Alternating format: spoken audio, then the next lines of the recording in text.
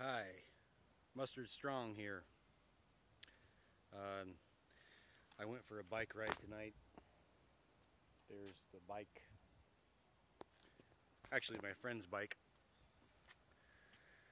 He left it here when he went back to Canada. I'm in this apartment complex.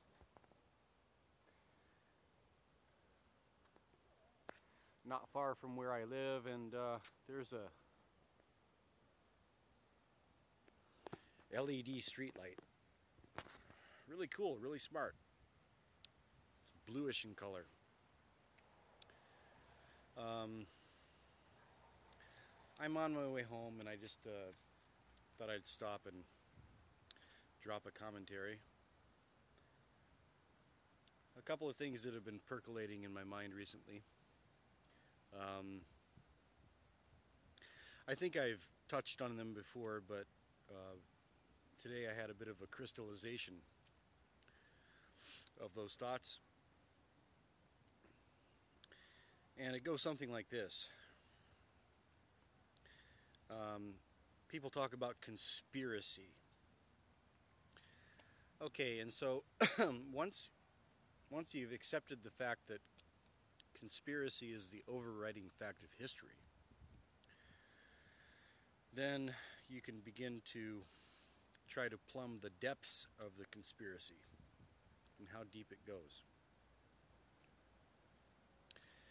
And I think it goes so deep that what it amounts to is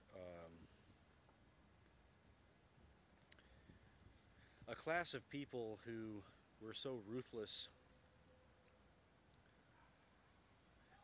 that they figured out that the ruthlessness by which they were able to consolidate power was transmitted genetically, and so they intermarried and they kept their bloodlines pure, and so we have this bloodline thing. These same people, I think, preserved secret ancient sciences and made it one of their primary points of business to deprive the rest of us of that knowledge. And I'm talking genetics, I'm talking psychology, I'm talking spiritual technology, if that term makes any sense to you.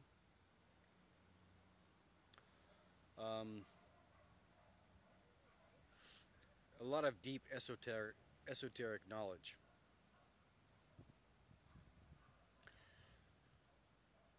I think that that insights into that knowledge are coming to a lot of us in the general population.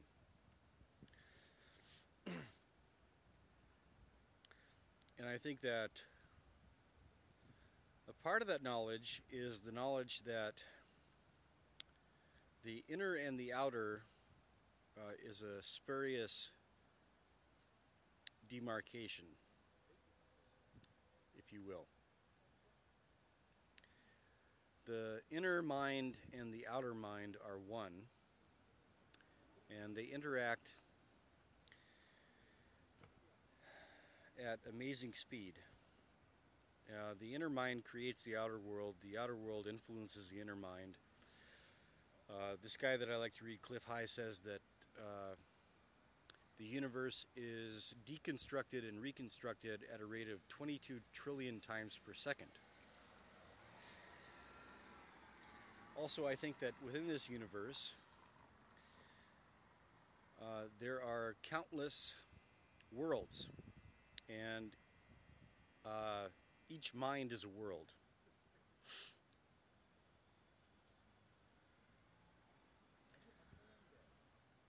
Everything that's outside of what you consider yourself is also consciousness. And everything that's animating yourself is consciousness. I've explained this elsewhere as a torus.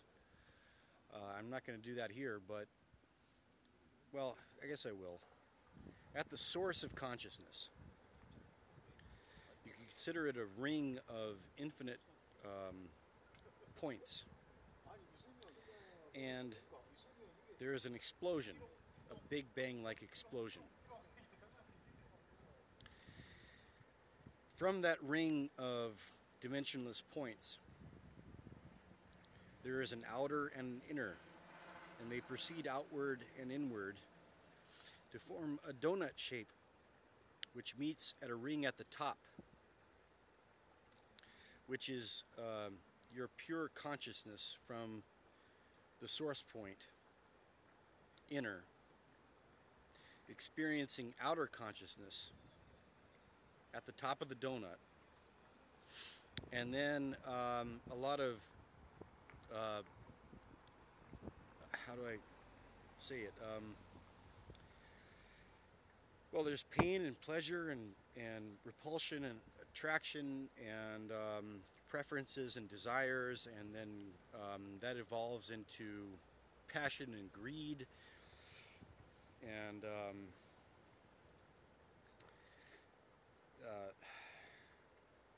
ignorance and delusion, and this cloud of all this stuff happening at the meeting point creates your ego. Okay? Your sense of being a self cut off from the overriding process that produced you. Alright, so that cloud at the meeting point at the top of the donut is our sense of ego and our fear of extinction.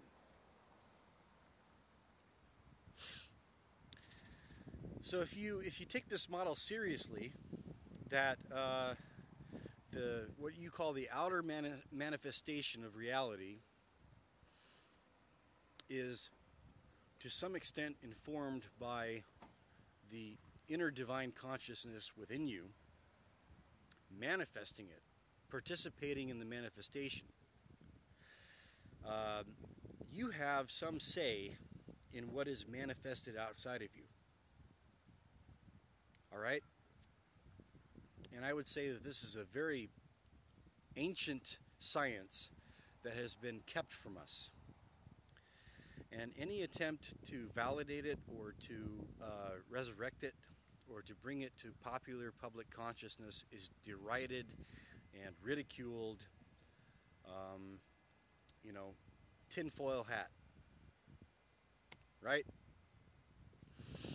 Well, now is the time where that control mechanism is breaking down. And I've been talking to some very freaking intelligent people on the internet with whom I'm interacting, who understand this language and even have things to back it up that I didn't know that. Yeah? And they're bringing it out and saying, yeah, man, this is corroborated by this, that, and the other thing. So here's the point of this transmission. July 27th to August 12th is a very important window. And here I'm going to get into timeline talk. As I said, I think this is a universe composed of basically infinite worlds. You think about it, an insect lives in a different world. A ferret lives in a different world. A Komodo dragon lives in a different world. The person sitting next to you lives in a slightly different world. And the person sitting next to you could very possibly have a future, live in a future world that is separate and distinct from your own world, your own future. So here's what I have to say about it. Stop freaking out. Stop being afraid. Everybody's going to die anyway, so if you got to die on the way to the conclusion, so be it. But if you're going to live to see the conclusion, make sure that you live in a way that you want to live. And make sure that you see a conclusion that you want to see. So my advice, don't spend hours and hours surfing fear porn.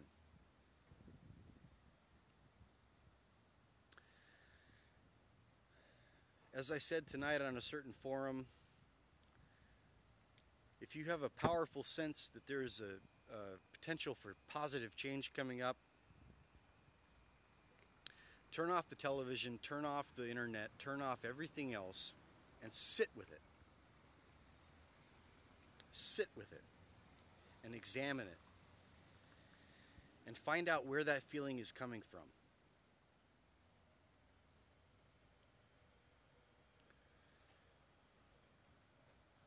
We're conditioned to constantly seek distraction. Shut off all the distraction and just sit and do nothing. And try to discover the source of that intimation, that feeling.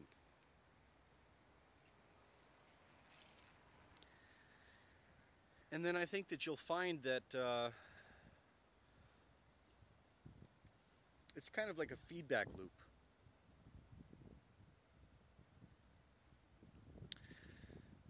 We're all feedback loops. We're all standing waves.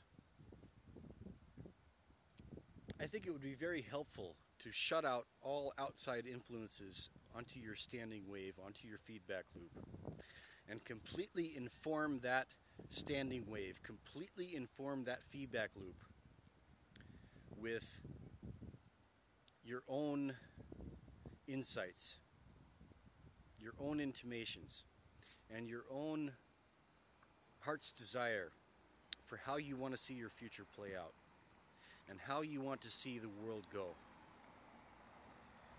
Because the way I see it,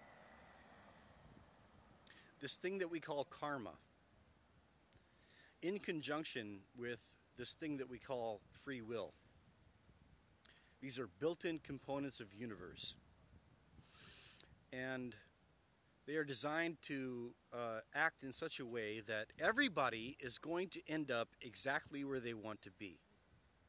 So if you are a psychopath, if you're an evildoer, if you are a hellacious person, you're going to end up in hell, which is where you wanted to be from the beginning. And if you are a heavenly person, and you try to do good at every turn, and you want only the best for the world and its people, and you're conscious, and you're aware, and you're not being led astray by evil influences, and you're not confused and bamboozled, you will realize the future that your heart desires.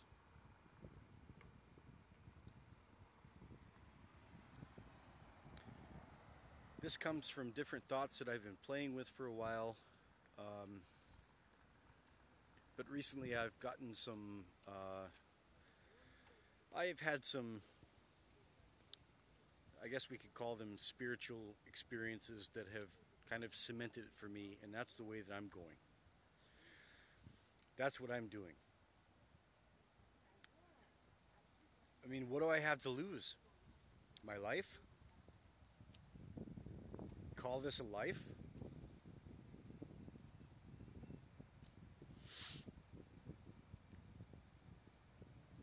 I think there's something to this.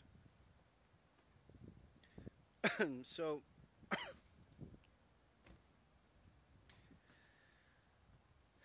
without descending into like new agey, like think positive and it'll come true. That's not what I'm saying. I'm talking about working with your soul and rediscovering your innate, inherent, God-given ability to